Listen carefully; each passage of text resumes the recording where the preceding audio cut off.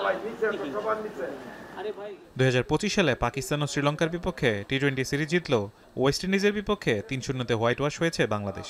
2-0 ব্যবধানে test series জয়ের পর এবার আইরিশদের বিপক্ষে টি-20 সিরিজ খেলতে নামছে টাইগাররা। চলতি বছর 26টি টি-20 ম্যাচ খেলেছে বাংলাদেশ।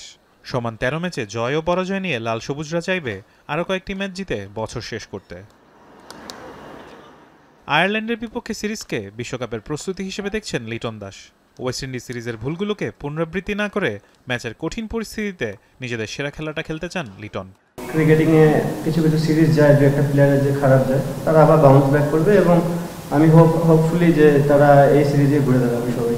সর্বশেষ 5 বারের দেখায় বাংলাদেশের জয় 3টিতে আর আইরিশদের জয় 1টি ম্যাচে। শক্তির দিক দিয়ে বাংলাদেশ থেকে পিছিয়ে থাকলেও প্রতিপক্ষকে সমীহ করছেন বাংলাদেশ অধিনায়ক। ক্রিকেটে প্রত্যেকটা টিমকে রেসপেক্ট করতে হবে, যেদিন যে ভালো ক্রিকেট খেলবে তাদেরই পক্ষে গেম যাবে। আমরা চেষ্টা করবো আমাদের বেস্ট ক্রিকেটটা খেলার।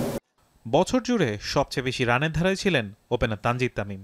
24 ম্যাচে পাওয়ার প্লেতে 136 স্ট্রাইক রেটে করেছেন সর্বোচ্চ 7টি অর্ধশতক। এছাড়া অধিনায়ক লিটন দাস ও তাওহিদ হৃদয় দলের হয়ে অবদান রেখেছেন সবচেয়ে বেশি। বোলিংয়ে নেতৃত্বে ছিলেন স্পিনার রিশাদ হোসেন। 23 গড়ে নিয়েছেন সর্বোচ্চ 29 উইকেট। এছাড়া 23 উইকেট আছে মুস্তাফিজের ঝুলিতে। সংক্ষিপ্ত সংস্করণে বাংলাদেশের মোটামুটি ধারাবাহিকতা থাকলেও বিপরীত চিত্রটা আইরিশদের। বছর জুড়ে 6 ম্যাচ খেলে 4টিতে হার ও 2 ম্যাচে বৈরী আবহাওয়ার কাছে থামে আইরিশরা। আয়ারল্যান্ডের হয়ে ব্যাটিংয়ে হ্যারি টেক্টর আছেন দারুণ ছন্দে। সেই সাথে টেস্ট সিরিজে দারুণ করেছেন লর্কান টাকার। বোলিংয়ে ক্রেগ ইয়ং ও মার্ক এইডার রাখতে পারেন বিশেষ অবদান।